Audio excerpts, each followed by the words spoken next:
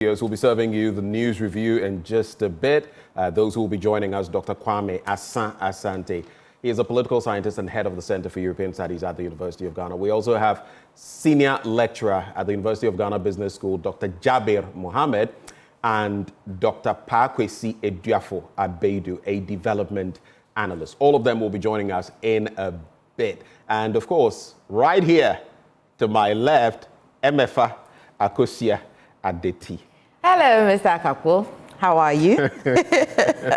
The way you are glowing this morning, what we've been through, and you are not showing what we've been through. But we'll talk about that later. Let's just remind ourselves that yesterday in Parliament, we had that development with what the minority leader called the new E-levy. Mm-hmm. And why does he call it an E-levy? He says, but is it not an energy levy? He says energy with a capital E.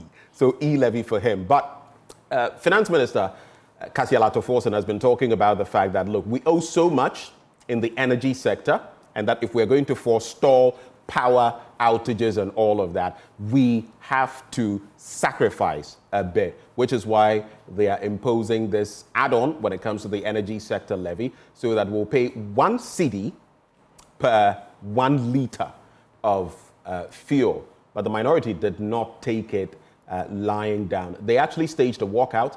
The bill was actually passed, or the levy actually went through the motions. It was passed, and very soon we'll be paying an extra cedi on every litre. The question is, are you ready? We're going to be having a conversation with the oil marketing company in just a bit, the oil marketing company group in just a bit, to find out what their take is on this entire development. The finance minister said that we would still gain, depending on where you buy your fuel, 30 pesos, 40 pesos, and more. But is that enough for you? I don't know. Because some people are saying it's eroding basically everything we've done. I mean, it's in one breath. So you remember how the minority described it, that they said that you give with the left and then you take back with the right. That was for finance minister. But for real, is that true? That is that enough to say that the majority or the government is giving with the left and really taking back? Right. Otherwise, what's their proposal to really take care of the energy sector debt? But there's an interesting point that was made right before we get to our guests. Indeed, it is politics, and once you're on the other side, you will have to play it. But there was also the point made about the fact that during his tenure, when they brought through, before him actually, when they brought through the E-levy and all of that, they had certain grandiose estimations of where it would get them, and it did not yield those results. And so the question is, with this 1 Ghana cedi per litre of fuel, is it going to bring the sort of money that government expects to plug the hole of our energy sector debt? That's the question. On the face of it, Benjamin, on the face of it, plus I'm not the resource person, but on the face of it, I think it will go a long way. Why? Because it's just one of the things you cannot dodge. Unlike E-levy, you recall, people will say, "Man, momo. Don't send it through that. I will bring it to you." People would rather pay in cash. There was a term that some people were using, Brefie Beji. I'm not sending it through Momo and all. But for fuel, I'm telling you. But for fuel, I really can see how you can dodge it. And when the government imposes a levy on a policy that you cannot dodge or you cannot maneuver, that way they are able to collect the funds that they need. But the question will be, will that be equitable? Will it be equitable? Let's bring in our guests on that particular beat as well, even before you share your opening remarks with us. Dr. Kwame Asante joins the conversation. Please, gentlemen, good morning. Let me just hear all of you online. Good morning, sir. And good morning, MFA. Good morning, Doc.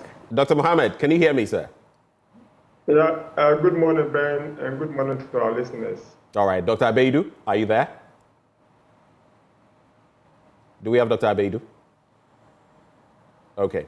I just saw, I don't know whether we have River Singapong online with us yet. All right. So, Doc and Doc, just to check with you, what are your thoughts? I know you have something else you would have spoken about, but Dr. Asante, what do you make of this add-on when it comes to the energy sector levy? 1 cedi per 1 litre of fuel. Yeah, as a political scientist, I know what we call state capacity, the ability for state to raise revenue to run its own affairs. Right. And I have not shy away from this position. So at each point in time, you expect the state to find innovative means by which it can make money to run its own affairs. On that score, you realize that there's nothing wrong with that the state will continue to impose taxes, and part of which can be used to run certain programs for us. That aside, there is also the problem that people want to, that we have in this country, as to whether monies that we raise, we use it for the purposes for which we derive them. And that has been a lingering question all the years, that do we apply them judiciously? So that's another side. And if you look at the fact that the money is going to be used to address energy sector, debts and all that, good cause, why not? It's a good one. But if you flip the coin, I would describe as nothing but robbing Peter to pay Paul. We told you that maintain e-levy, because the e-levy, it was not so easy to avoid. You get some maintain, and they say no, and I have maintained the position that, look, continue to maintain e-levy and use it to deal with some of these things. You take away e-levy and you introduce this. Obviously, people will tell you that, look, is it not the same thing you are bringing, that 1 CD and all that? So what have you done? You have just abolished one, tax and replace it with another, with the same incidence of tax. The magnitude is the same. So what are you talking about? It's nothing but robbing Peter to pay Paul. Simply put. All right, thank you for those thoughts. Let me bring in Dr. Jabir Mohammed. Doc, what is your take on this? All right, so thank you so much. I have a key interest in the energy sector because I'm an energy economist myself. Okay. Particularly, if you look at the energy sector, that we have about $2.2 billion as announced by the last time, right, by the finance minister and even by the energy minister. Frankly speaking, yes, the 1 Ghana cedi per every liter, how much are we seeking to raise in the first place? Can we have that 1 cedi per liter that is going to give us the quantum of money that we need over the period of time to be able to raise the needed funding to finance the energy sector? Or vis-a-vis, if the e-levy was in place, was the e-levy going to address the problem or not? That is a question that we should be asking ourselves. And I'm sure that they have done their analysis and they have recognized that the 1 Ghana cedi that they are adding on is going to help resolve the problems in the energy sector. Yes, nobody wants to pay tax. Tax is something that everybody is trying to run away from. But when the realities are dawning on us, we have to come on board to help to support the system so that at the end of the day, we can go on. Yes, I know that people income or disposable income are going to reduce because you are going to be paying additional amount of money, which you haven't planned for. For instance, if I buy 45 liters of fuel in a week, it means that I'm going to be paying about 45 Ghana cedi more. So in a month, I'm going to be paying about 180 Ghana cedi more, which means that my disposable income has reduced by 180 Ghana cedis, which I could have used for other things else. So these are the concerns that each and everyone would have to have. But what is the cost if you run your electricity down? If your light is not working and you have to be buying fuel to be able to finance that, it means that you will need additional income to do so. So if you compare the additional 1 cedi that you'll be paying on each of the liter that you buy, these are very how much you have paid. If you have to buy fuel to power your generator, you realize that you are paying less for more energy that you have to use. So let's balance the act. In as much as the government may be wrong, or we individuals must agree and ensure that we allow the stability to work on as planned. All right. Thank you for those thoughts. Let me take quick thoughts from Dr. Baidu. Is this justified in your opinion? As Dr. Mohammed explains it, if we don't do this, the cost could be higher. What's your take? Hello, Dr. Abedu. All right. So, Dr. Abedu, I'll come to you later for your remarks on that. But let's get to Riverson or Pong Pepra. He is one of the leading executives. He's a boss of one of the oil marketing companies, the group, and he joins the conversation. Good morning, Mr. Pepra.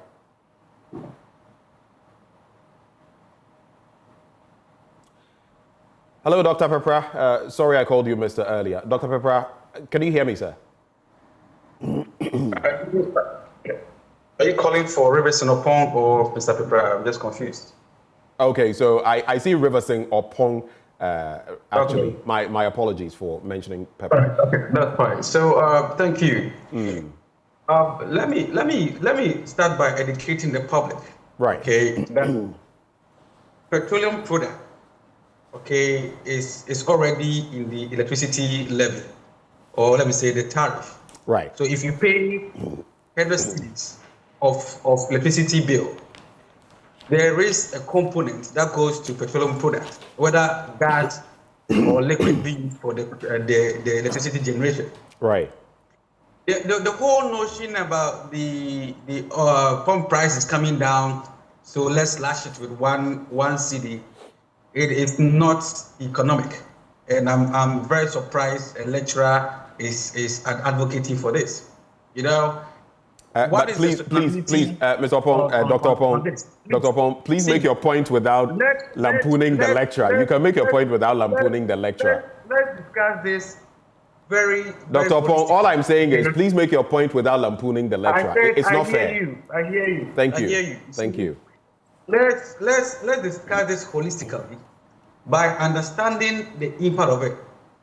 Last year, I made a statement that I was very happy that for the first time, no political party played with petroleum price at the pump level and used that to do any political gimmicks. Because you do not control the international benchmark prices.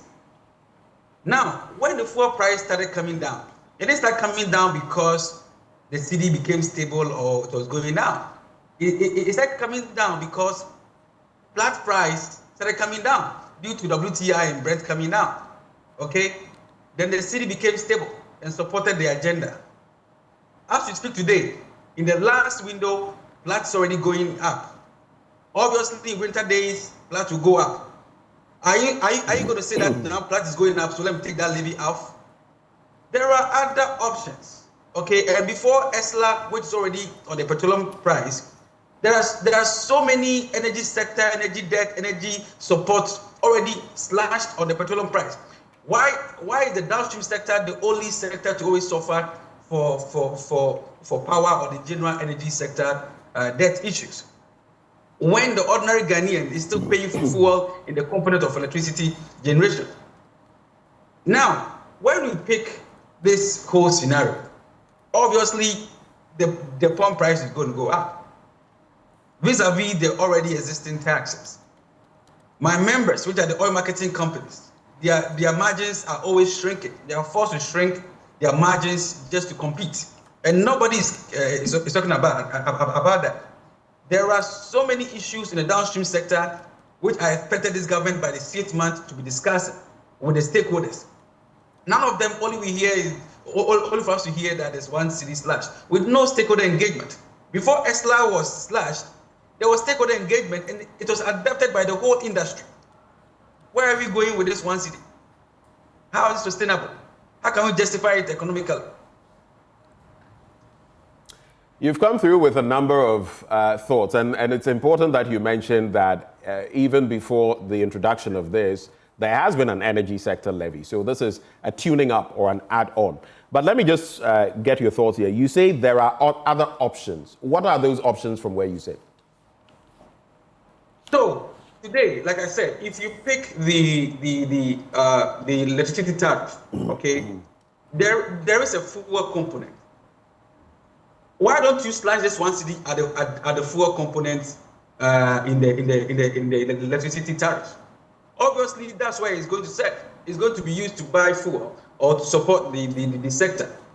So if you're adding on to another sector that contributes nothing to the power generation, where are we going with it? You know. So has PRC been consulted? Did the PRC say that that's not doable? Obviously, it's doable because there's quarterly review of the electricity tariff. And this could have easily been slashed on it without even going to Parliament because you still need money to buy fuel. River Singh, you do realize that in recent times, we have had an adjustment from the PURC of both electricity and water prices. You remember that, right? I do. And you are saying that we should have gone back to that same place to increase further to deal with the energy sector debt? So what I'm saying is this. There is a fuel component in the electricity tariff. Right. Why is it that we know that we have a cost-reflective tariff? And the cost-reflective tariff in economics simply means that the tariff we have set is able to pay for the cost of generation, transmission, and distribution. All right, and therefore the fuel component in the tariff, which is part of the generation, is already implemented in the tariff. So if it's not enough, what do you do in a cost-reflective mode? Just adjust it at the regulatory level and have enough money to pay for your fuel. That's what I'm saying. Well, Doug, well, belated birthday to you. What a way to celebrate your birthday with an increase in energy sector levy. But belated birthday to you. And so you're saying that the existing levies, MFR here, please. You're saying that the existing levies, if we adjusted the ones that we have without introducing a new one, will be able to curb the energy sector debt. And I see that you're giving some education on it. Is this to suggest that without this current energy sector levy that they have introduced, the existing ones, if you did the math on it, on the face of it, will still be able to raise enough funds to be able to pay for the soaring debt that we have now?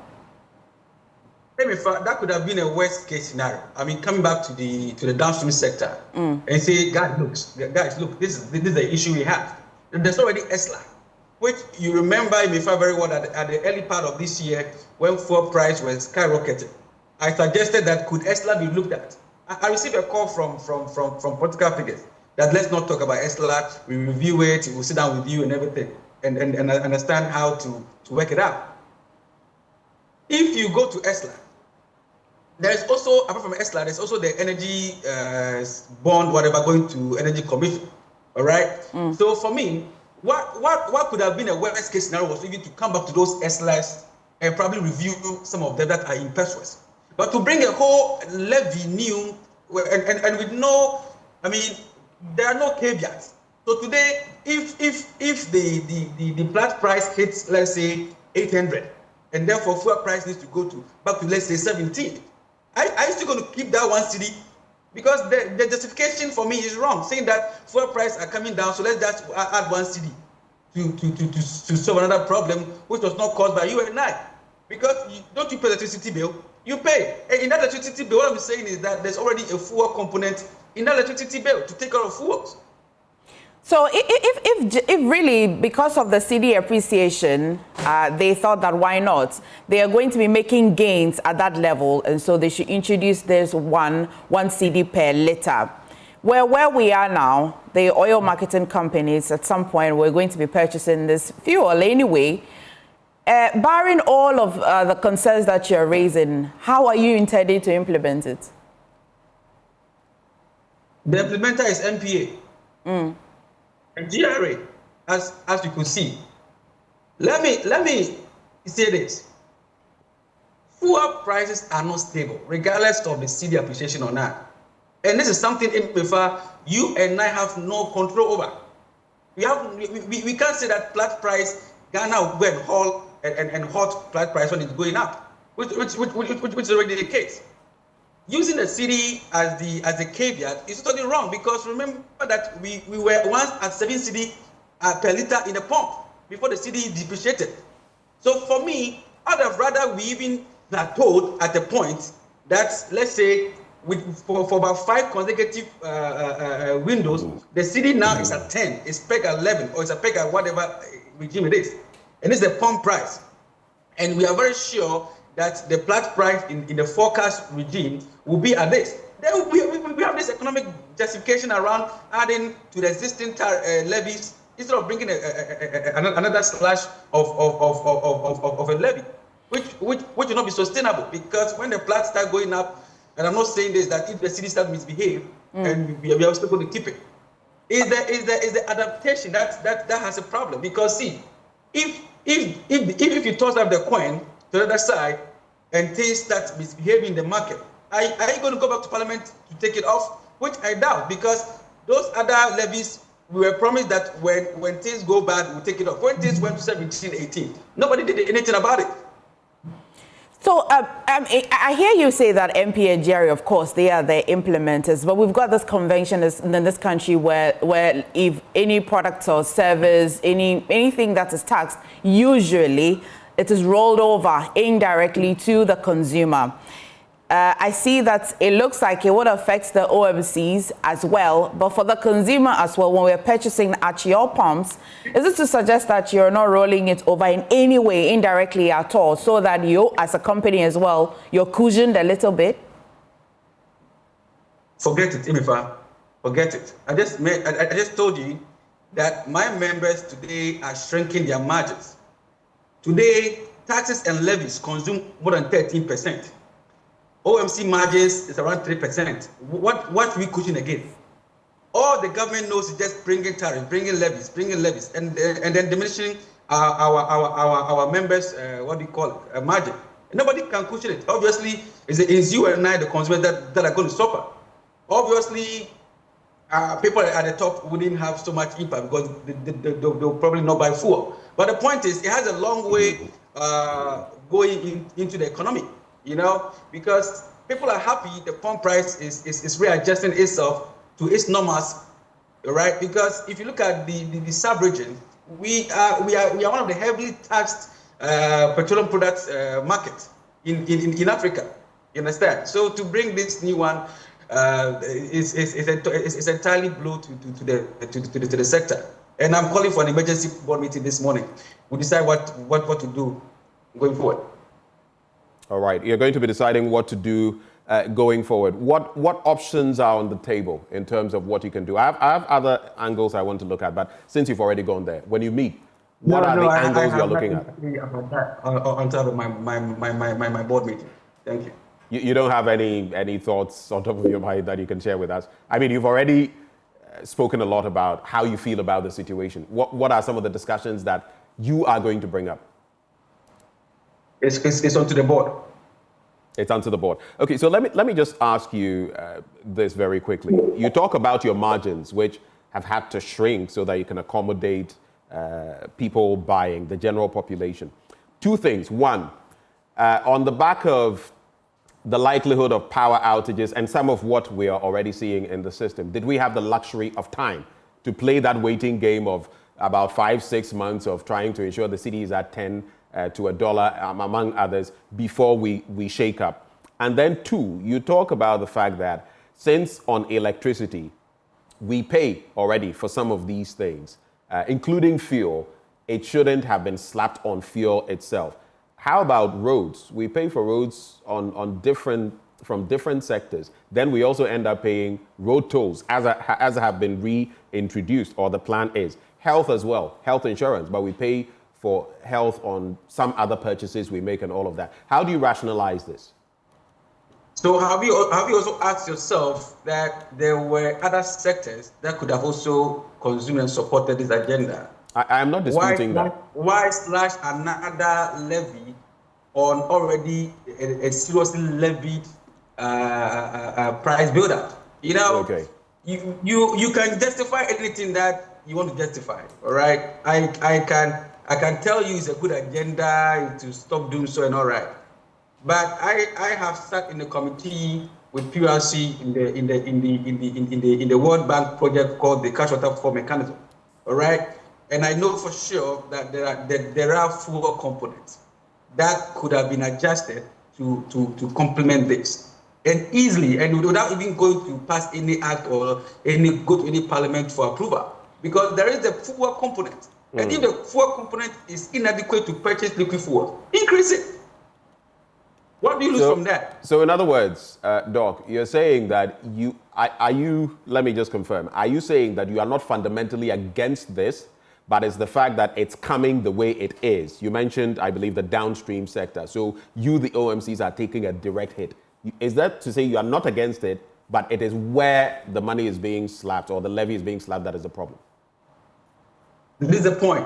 Where it's being slashed, how it's being slashed is what we are speaking against. Because apart from the consumer, like MFS said, we are still going to have a lot of issues with some of my marketing companies, because some of them do cash and carry, and they prepay GRA before they lift from the BDCs. What this means is that their capital needs to be increased. I mean, that the working capital to lift 1 liter would now need to be increased by 1 cedi. Right. All right. And that would be an issue to also discuss at the board today. All right. So the bottom line, you are not against it, but it shouldn't have come to you. I'm not saying that. I'm saying that this is totally not sustainable at this point. Okay, so it shouldn't have gone anywhere. This levy shouldn't have come. We shouldn't have found a way of, solving this problem. It should go to the electricity market. PRC should deal with it, not MPA GRA. Okay, so it should have gone the way of the electricity market. PRC should have dealt with it. We have the experience of the e-levy, which was meant to raise a quantum of money, and it ended up disappointing woefully. We got about 10% thereabouts of what we expected. Do you suspect, now that it's been passed anyway, do you suspect that it will help raise the sort of funds we need to plug our energy sector debt hole? Is it to me? Yes, Doc. We're staying with you. So, I mean, I know that they've worked at the numbers. They've worked at the numbers. And apparently, if you look at the act, it's 1 cedi to diesel and petrol, and I think 70 cents to LPG. to slash another tariff on LPG is not good. I mean, nobody can justify this. How do you promote clean cooking? How would demand? Because remember, August price is not decreasing as much as flat price. So that's what I'm saying, that we really should have had an engagement, probably to understand the impact. If you look at the volumes that we lift as a country, you agree with me that if you look at even petrol and diesel alone, okay, and you run the numbers based on the supply and demand, the government is actually looking at, I don't know which figures they are looking, but if I take a look at last year volumes that we did, it means that the government is going to raise about 4.9 billion Ghana cedis. Converted to dollars, how much fuel can it buy?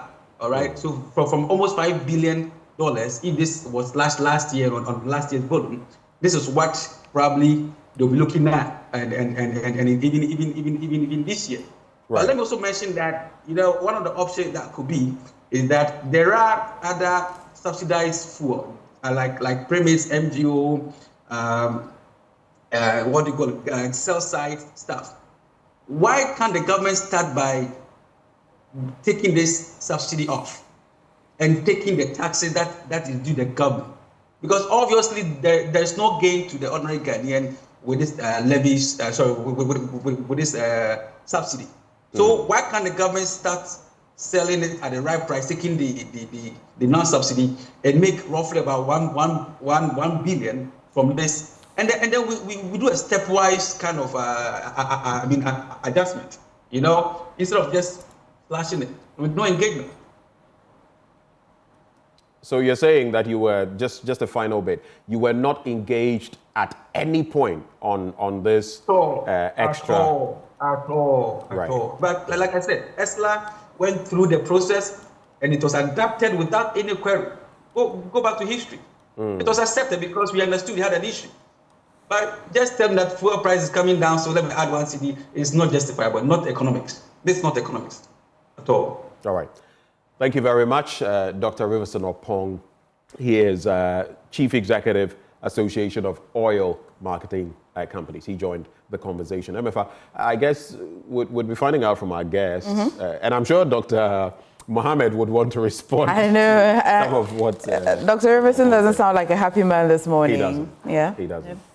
Well, let's go to our guest. I hope that they were able to listen in and understand his point as well. But if they're still with us, Let's start with maybe Dr. Mohammed. Let's hear you respond, as Dr. Riverson is not quite happy this morning, suggesting that, well, it's not about the levy, it's about where it's coming from. And he's suggesting that why not impose this levy on other existing sectors, maybe increases or intensify the way you're collecting it, but not necessarily bring very new one, which he thinks really affects them or us most. What's your reaction to this?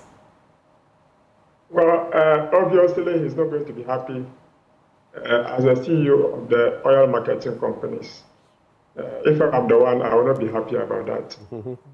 But frankly speaking, to attack people with personality is not something that I will sign for.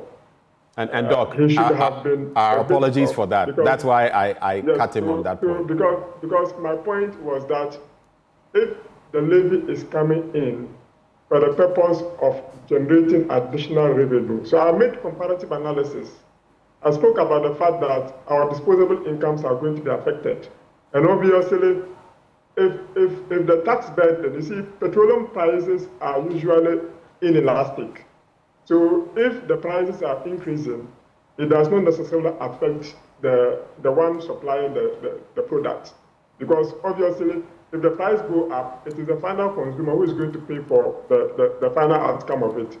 Yes, I may agree with him for the point that there are inefficiencies in the electricity sector. And these inefficiencies should not be borne by everybody in Ghana. It should be borne by electricity consumers. But he himself, he knows very well that the pump that they use to pump it, they use electricity to do that. So at the end of the day, if the authorities sit down and make analysis, and they think that if we place a 1 cedi on this, even though yes, economically it may not make complete sense because if prices are going up, it's going to have a serious impact on the price border. Because you see, it is international oil prices that determine how much prices should be determined locally. You cannot say that because cedi is appreciating, and for that matter, I'm adding 1 cedi. That's not economic sense. Right. But I mean, to begin to build up a particular price formula, it is something that we have to be beginning to look at it. So if there is already a price formula for petroleum sector, all the time they work with it. But I know that the PURC is not currently doing a particular, a very good cost-reflective pricing in terms of electricity. Whatever at all we are paying is not the actual true price of electricity that we are enjoying. We are even enjoying the service more than what we are paying. But you know, to make it more inclusive, you cannot increase the price too much on electricity because everybody is a good that everybody is supposed to consume. Right. So if the prices are too high, consumption becomes a problem. Poor people cannot have access to electricity. So that is how come that even in the villages, electricity is subsidized for them as compared to the cities. You pay more as compared to the cities. If you look at businesses pay more than what households are paying. And now there is even a research we did recently to be able to help government to reverse the prices from what the industries are paying back to the household. So these are things that, yes, I agree with him on a particular point that we can look at the price component in the PURC price border where the fuel is, so that we can make a little adjustment there. But is that money going to be enough to cover what they want to do? All right. So if we want to do so, then we can also split it. We can slap a little bit on petroleum and slap a little bit there, even though there is already heavily embedded tax, a lot of heavily tax burden on petroleum sector. Right. I will agree with you because if you look at the ESLA alone, we are paying a lot of money in there. Some time back, there was even this. And please wrap on the point, Doc, for us. Yes. Go ahead. So these are the things that we have to do. But I want to say that next time he wants to speak, at least he should be circumspect in some of the things that he says. And Doc, again, I apologize. That's why I tried to alert him to the fact that he could make his point without attacking your personality. MFA. Yeah, let's go to Dr. Sasanti. Doc, Help me understand something. So he says that it's not the duty to bear this and that we should look at PRCU, where Dr. Mohammed has actually just mentioned that, well, we're unable to collect. It looks like we enjoy more electricity than how much revenue we collect. Looking at the challenge that electricity company is facing, all of us are facing that as a country. They're clearly unable to collect more than they are selling. And we're asking that we rather put this levy on the tariff, which will mean that PRC would have to now implement this as well. I want clarity on two things. How equitable is this? That the person who is unable to collect, you're still adding more responsibility. And for those who are able to pay, we ask them to pay more. Help me understand this. And for the government, what's the middle line? Where would they really have gone to be able to raise the funds that they are needing to be able to clear the debt? You see, when you look at all this, it borders on one thing, that sometimes we have to reflect on the policies we come out thoroughly in order to take bold decisions. Yeah, political campaigns and all that, you can say a lot of things, but when you look back to it and then you may make some statements during campaign, but during governance, the reality will dawn on you. I would have thought that, look, maintain the e-levy, all right? It doesn't matter how much it brings. Already you have what? COVID levy, maintain that, maintain the betting tax, and then use it to see whether it can address this problem. If you have done that, and you realize that there are still shortfalls, then you look at other means. Because you see, the reaction from minority and from the section of the public is that you have promised us that you abolish a number of taxes, which indeed you have gone ahead to abolish them. And within a short time, reintroducing a new set of tax. You will politically, you are wrong. You are going to have a pushback. But if you have maintained what already exists in the system, you would have saved yourself all the attacks and the noise, right? And then see how best you can even if you don't get the numbers right, you see other innovative means which you can add up. But once you bring this thing right away after abolishing some of these taxes, obviously it becomes politically incorrect and people will respond. And that is why people are responding the way they need to, juggle these things very well in order to avoid they having a confrontation with consumers and all that. Because take it or leave it, nobody is interested in paying taxes. But it is the reality on the ground that we need taxes to run the affairs of the state. That burden, that debt which exists within the energy sector, you and I have to pay. And there must be ways of paying that. Why didn't you use the existing taxes? That noise have been made about it, and they are there, so you will not incur the public their wrath more than you introducing a new one. Doc, I think it's indiscretion. Would it have been okay if the government introduced this same levy, same amount, maybe a year after they came to power, maybe 2 years later? Would it have been okay? No, doesn't matter the timing. The problem you are dealing with requires that you need money to fix that problem now. But already you had a tax system. Because remember, anytime taxes are introduced, people will obviously resist it and all that. We know that. So if you have one, or there are existing taxes in the system, and it has gone through all these problems, and they are there, make do with that without necessarily coming with another fresh taxation. Then people will look at it that, wow, what are you talking about? You abolish this and you introduce this. Is it not robbing Peter to pay Paul? But for me, as a student of politics, I always believe that taxation is critical for the smooth administration of the state. Because without it, the capacity of the state is weakened. But you must look at these things in the light of the pushback from the public and then the convenience of the public, so as to also give you a breather as a government. If you are not able to balance these lines, these options very well, you always have a pushback. For even a good policy, you have a pushback. Those are some interesting angles you are looking at. The energy sector levy, I mean, it's not new though, but this is an add-on that has been introduced, topping up what already exists. ESLA among others. Dr. Abaidu, do we have Dr. Abaidu with us? Yes, Ben. Good morning, and good morning to you. Okay, all right. The conversation has already, almost reached a crescendo. I'll take your brief thoughts on this add-on when it comes to the energy sector levy, and then after that, we'll get into the papers. Dr. Abaidu. Very well, thank you, and a very good morning to your viewers and your listeners. Ben, my initial thought is that, look, as usual, government is being lazy in terms of revenue mobilization. Government is being lazy. Fiscal management. Are you saying government is being lazy? As usual. Okay. Yes. And it's not about the NDC or the John Mahama-led government. Governments that we've had in the past till now. We've been very lazy in terms of our revenue management or our fiscal management. Look, a lot of people are asking a lot of questions. Why tax at this time? You see, it's an easy approach. Go out there, just slam the tax on the people, and they'll have no option than to pay. That is a lazy man's approach to revenue mobilization.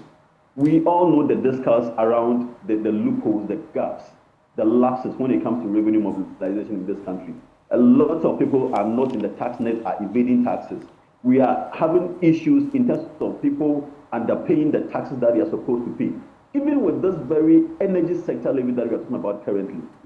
Look, the government has come to acknowledge the fact that a lot of the debts or the losses are as a result of some institutions, particularly state institutions, not paying the right amount of energy that they consume. What has come of it? What have we done to give the people that confidence that, look, these have been the challenge that we've been having in the past, that the state institutions and some private sector organizations are not paying the right, or they are evading, or they are not paying the amount they're supposed to pay, or they are not even paying at all. And that is why we have these debts. Now, these are the steps that we as a government, we have taken to mobilize or to get this amount of money from them. And so we have gotten to this level. We think that you have to come in as consumers, as households, to add up to our debt payment strategy by paying more taxes. So you see, it brings down to Dr. Riverson's argument that, look, engagement hasn't been effective, in the sense that I think one of the things that this government had it right at the initial stages of its governance is that it tried to engage a lot of people or a lot of stakeholders when it comes to a lot of its policies, talking about education and all the other sectors. What would have happened if government had used similar approach in engaging stakeholders to let them understand that, look, this is the situation that we have. These are the strategies or the interventions we are currently implementing. And these are the strategies or the issues that we feel, or the policies that we feel that when we add on to our existing strategies, we can help address the problem. I think when we are able to use that approach, for me, I believe in stakeholder engagement at any particular point in time in terms of policy. If government had engaged stakeholders effectively and extensively, you will not have somebody like Dr. Riverson, who is a key stakeholder, for example, and a lot of players under the energy sector, complaining about the fact that government did not engage them effectively and that they are not so comfortable with the tax that on us. And so it's important that we get things right. We have to give people that hope. I think yesterday, when I heard this whole news, when I followed proceedings in Parliament, one of the things that I told myself that, look, Ghanaians, our days are over, our leave days are over, our honeymoon period is over. It's right time this is the time we have to come to the realization that, hey, it is government again. Hey, it is this political class again who are coming back to us, slamming taxes on us here and there. And so we need to start, appreciating that the reality is going to dawn on us very soon, and we need to really brace ourselves for the times ahead. All right, thank you very much, Dr. Abaidu. We have to quickly get into the newspapers and get the thoughts. I'll start with the Daily Graphic very quickly and then see to MFR. $2.5 billion industrial hub stalls, squatters swarm site. There is CD to stabilize around between 10 and 12 Ghana cedis against the dollar. That's the ban. President assures exporters. OSP uncovers 280 million Ghana cedi NPA scandal. Government releases 987 million Ghana cedi common fund to assemblies. On the back page, Galamsey activists secure 7,700 signatures, and businessman convicted of illegal installation of inline pumps in Tamale. So I'm going to go very quickly on all the major stories, gentlemen. When I come to you, pick 1, 2, maximum 3 to respond to briefly. So a 50-year-old businessman, Ibrahim Bako Al-Hassan, has been convicted by the Tamale Circuit Court of illegally installing inline water pumps and devices to boost water flow on the Ghana Water Company Limited service pipeline in Tamale. Mr. Al-Hassan was convicted on 2 counts: illegal use of an inline pump contrary to Section 50C of the Public Utilities and Regulatory Commission's Regulations 2020, that is LI 2413, and obstruction of public officers in the line of duty. He was fined 3,600, or in default, he would serve 12 months in prison. Why this is so worrying? There's been a recent uptick in typhoid, for example, and I have suffered my own bit. These are some of the things that could lead to that. Someone introducing an inlet which could introduce some toxins into the system, and then it flows down your tap and you get something you didn't, ask for. Then petition to revoke LI 2462. Galamsey activists secure 7,700 signatures.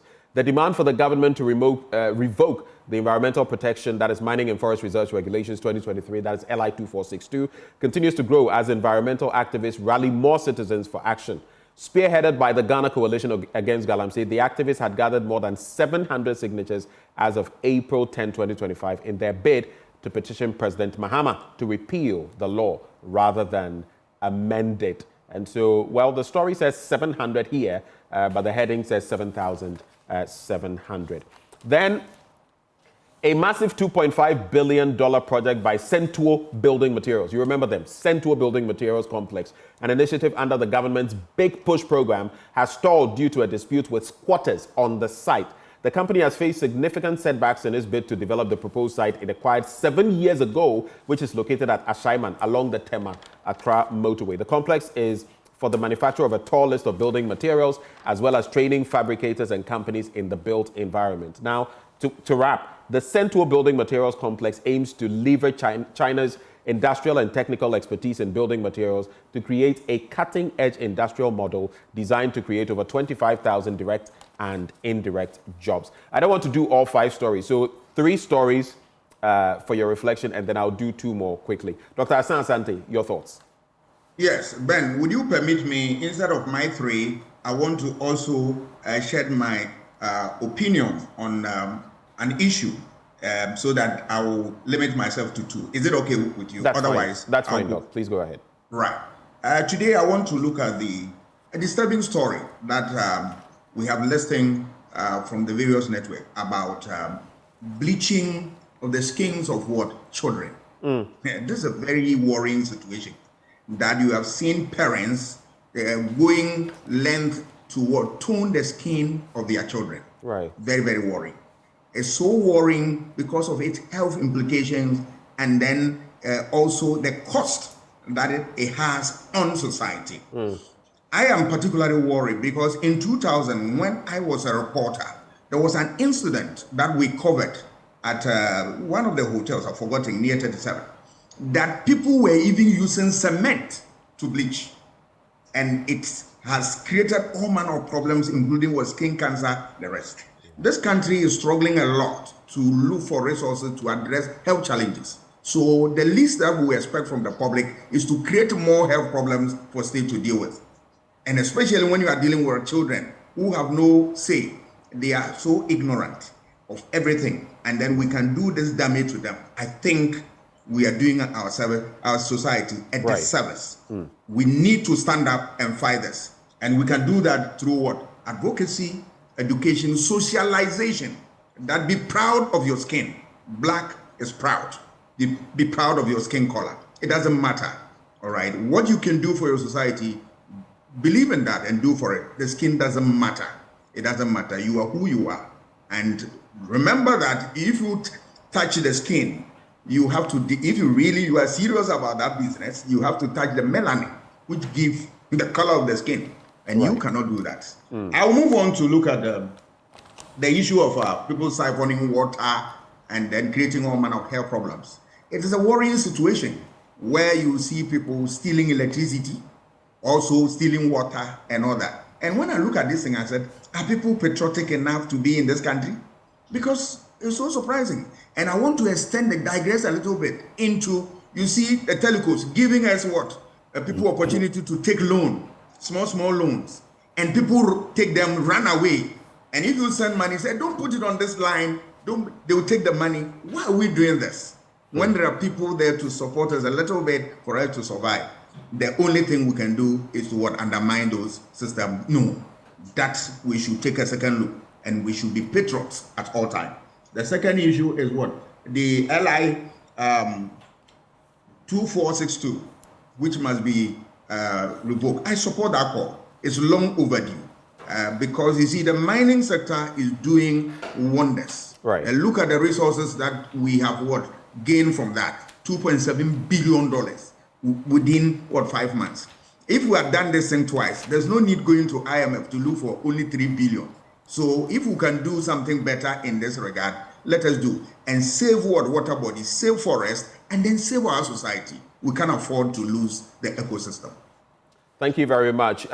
Gentlemen, I'm coming to you, but just for the sake of time, let me just add quick thoughts on the other two so that in responding, you respond to them once and for all, and we don't come back to the Daily Graphic newspaper. So, government has released 987 million Ghana cedis for the Common Fund to assemblies. I'm not reading that story, but OSP uncovering 280 million Ghana cedi NPA scandal.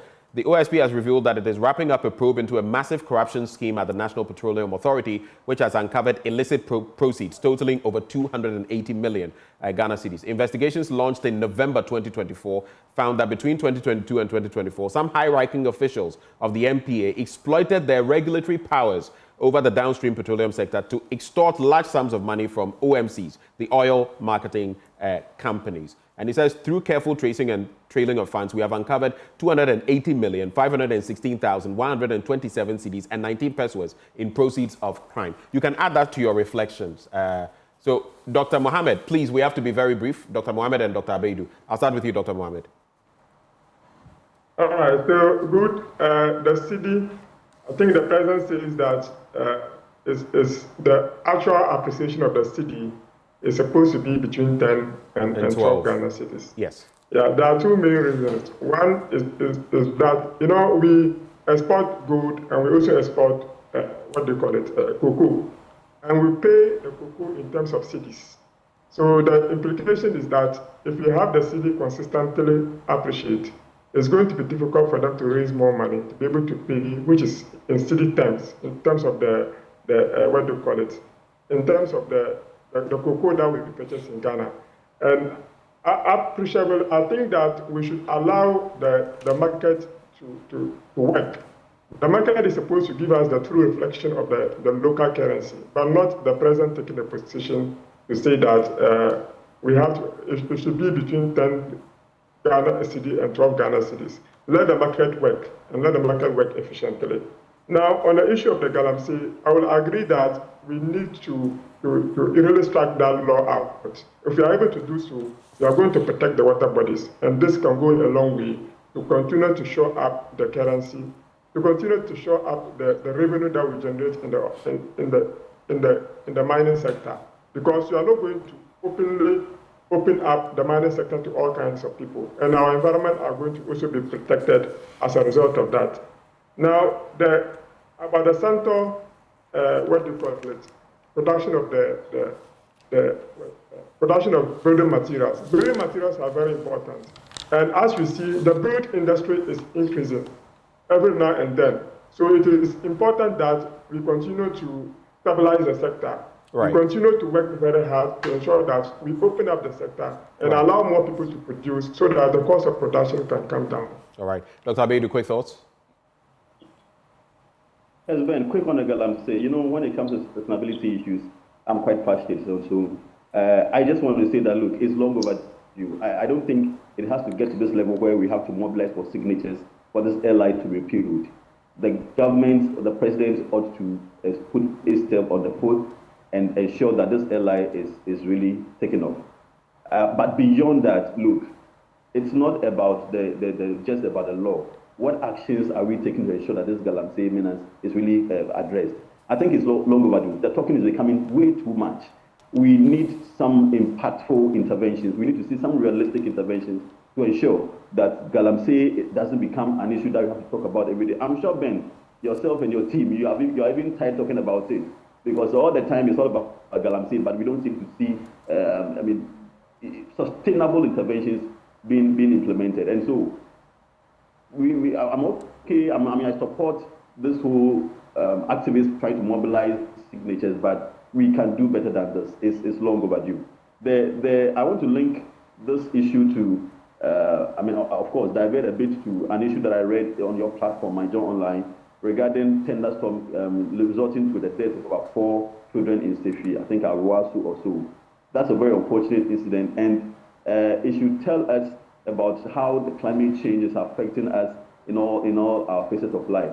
Look, if it was those days, in the olden days where it's raining, children can go on the streets or can go out in the rain and play, it's no more like that. Things are changing, the climate is changing, and we are having a lot of devastating impact or risk associated with the changing climate. And so we all have to be very careful, especially when the rains are going to start very soon, so that we don't experience any kind of unfortunate incident which will come along with heavy rainstorms and the thunderstorms that will come along with it. The third issue I want to address briefly is the common fund.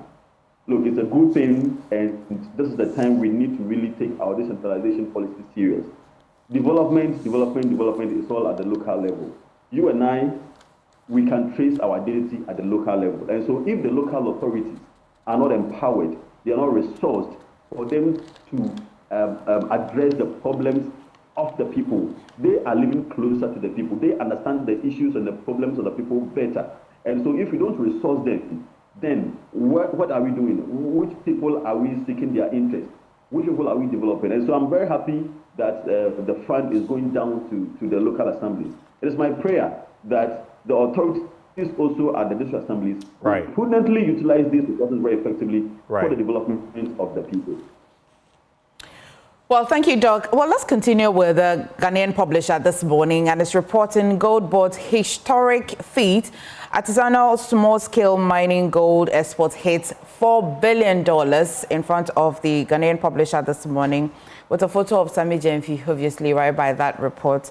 And also, former NPP General Secretary, Engineer Kwabena Japan, says that OSP is waste of public funds. We'll get into that a bit later as well, or maybe Benjamin, let me just bring that story so that we can start with Dr. Sasanti on that. So the former General Secretary of the New Patriotic Party, Kwabena Japan, has launched a blistering attack on the Office of the Special Prosecutor, questioning its relevance, performance, and legal posture in the ongoing investigation involving former Finance Minister, Mr. Ken Ofori-Atta. Addressing a group of journalists in Accra, Mr. Japan expressed dismay at what he described as media spectacle being orchestrated by the special prosecutor rather than lawful prosecution. I'm certain we know that story, and so I'll just add the Gold Board's historic feat which the Ghanaian publisher is reporting this morning. It says that Chief Executive of the Ghana Gold Board, Sami Gyamfi, has disclosed that the gold export from the artisanal small-scale mining sector reached an unprecedented $4 billion between February and May 2025. He said it marks a historic first for the nation. Dr. Sasanti, so these two, which one of them has your attention? I can just guess. Would it be the Gold Board? There are two. I want gold, more gold, and I still want also corruption to be fought head on. Please I'll start with the Gold Board. I am not surprised that we are getting results like this, because I've had opportunity to talk to the head of mining engineering at the School of Mines, and he gave a very interesting revelation that within 2024, the first quarter, Ghana was able to rake in over $2 billion. Then that's where I started gaining interest in that. So I believe that what the board is doing, they should continue to do it well, and the state must give every support to it, but make sure that they reduce or fight any semblance of corruption in there, and make sure that they sanitize also the place for effective work to be done, taking into consideration our environment and everything associated with that. Much as we want revenue from that area, we want to also keep the ecosystem tight.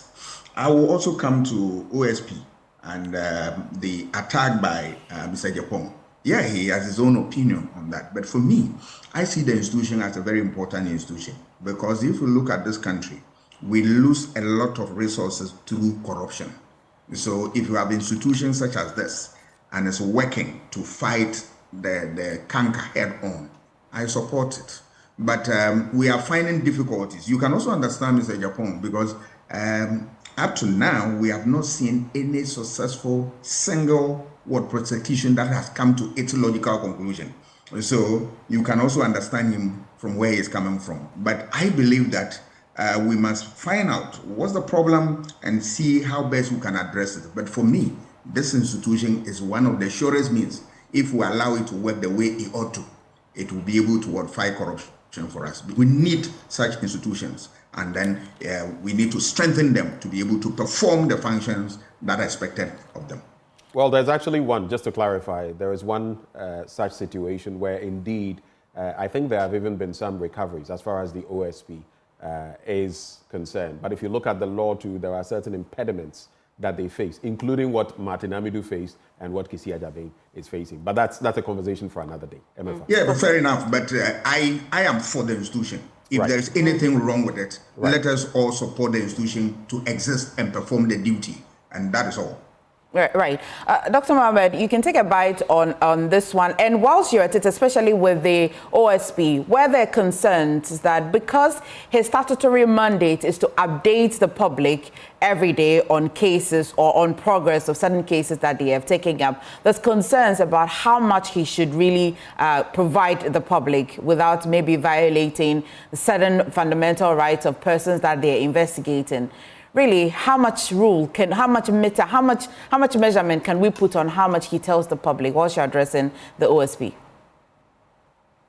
Well, for the public, if you are addressing the public, it is not that you have to divulge all information out there.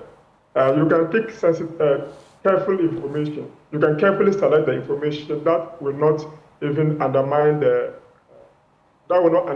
people behind the case.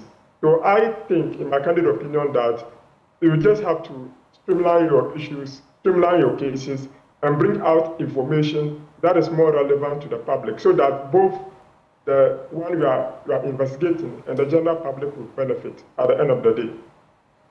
Okay, because you can still go on with the concern about he being a waste of public fund. Well, I will not say it's a waste of public fund. After all, he's providing the service. This particular OSP came up long ago. That's way back in 2020, I think 2018 or 2019, when it was instituted. Up to now, how many cases have they been able to successfully handle? And what has been the impact of it to the state? I mean, Ben has just said that they have done some recoveries. These recoveries that they have done goes a long way to support the state. So I still think that they need a lot of support. They need, if we have to even analyze and see whether there are loopholes in the law and see how amendment the law can undergo again, so that collectively we can support the system and make it more better. I think that at a point in time, they'll be able to be on their feet and they can do better. Now, on the issue of the Go Board, they are doing wonders, and I think the artisanal and small-scale mining sector is very important.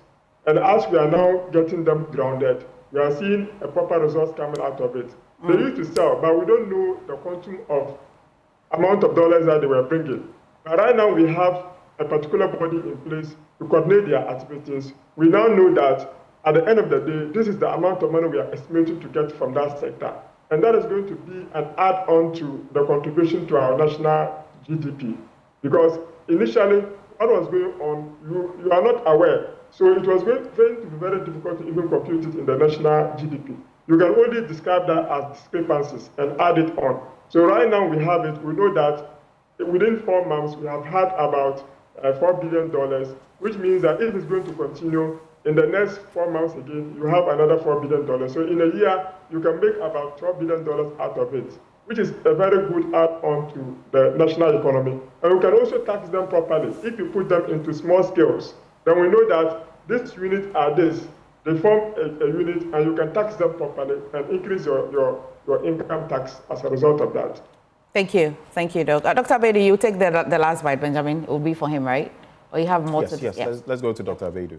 Oh, we've lost Dr. Abedu. Oh, no. Right then. Let me just take this one. It's Reverend Latte sent this. He says, reflection. Ayalulu is the name of a town in Ghana. However, the philosophical meaning of Ayalulu is applicable for the prosecution of politicians. Political appointees must not take Iyoko and the OSP for granted. They bite. That's why I say Ayalulu. And just on the back of the fact that we've been talking about the OSP, I'll just do some more headlines and it's a wrap.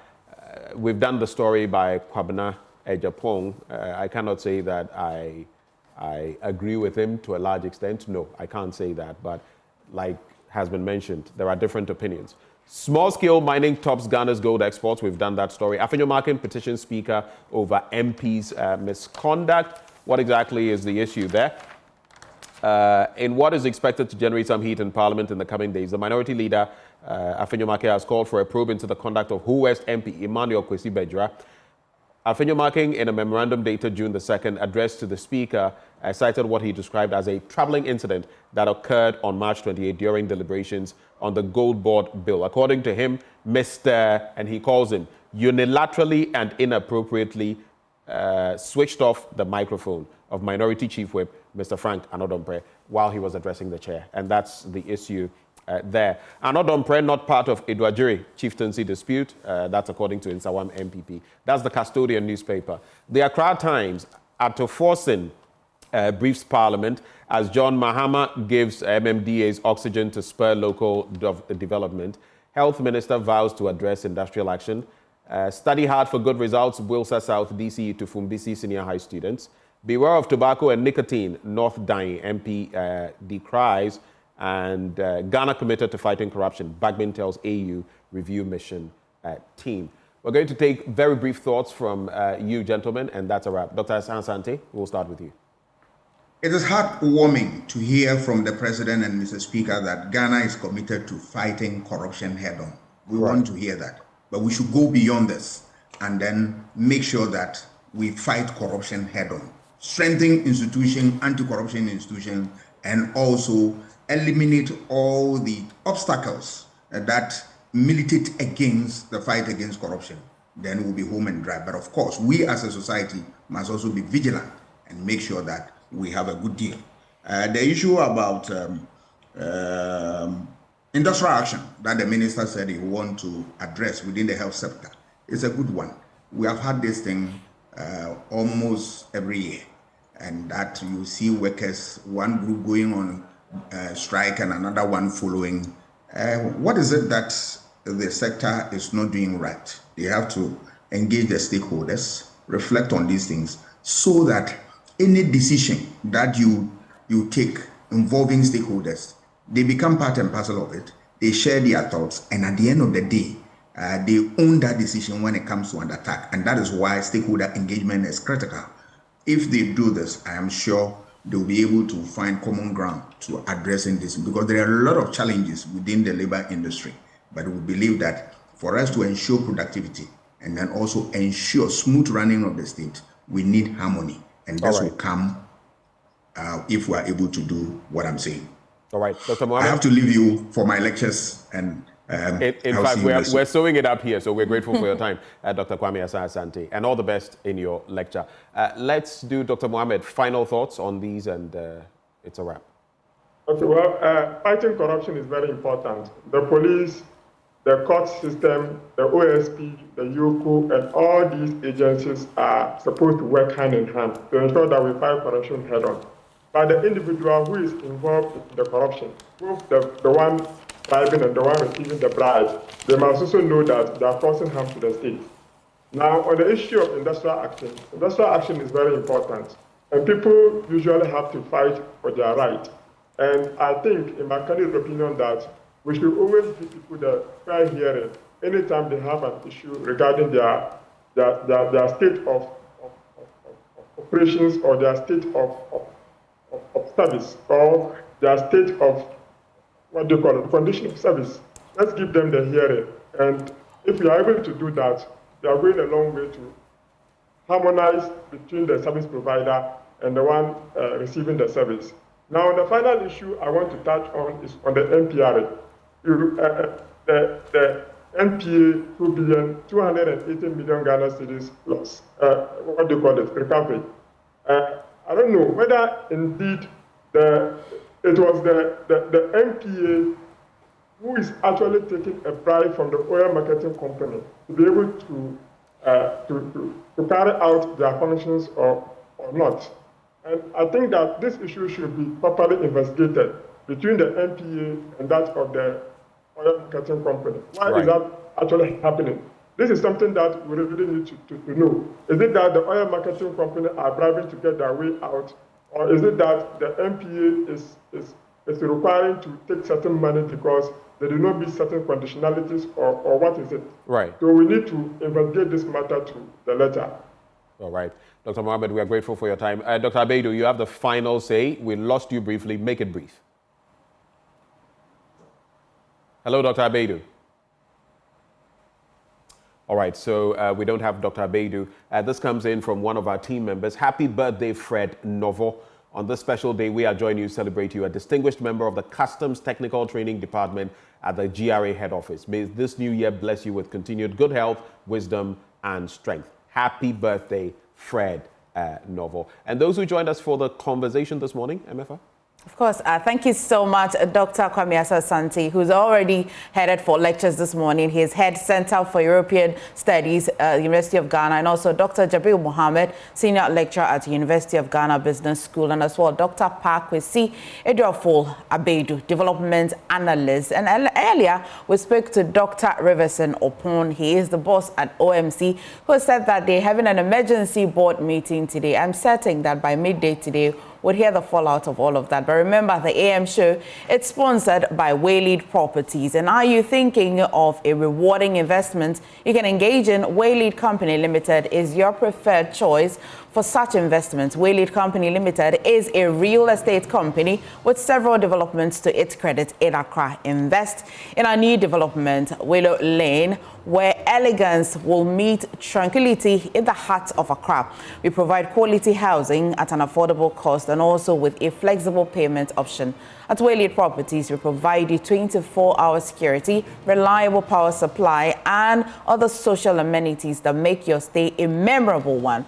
Of course, you want to give them a call, 0240-111-119 or 0504-499-999. You can also visit Waylead on the website www.waylead.org. All right, Benjamin, stay with us. The AM show will be back.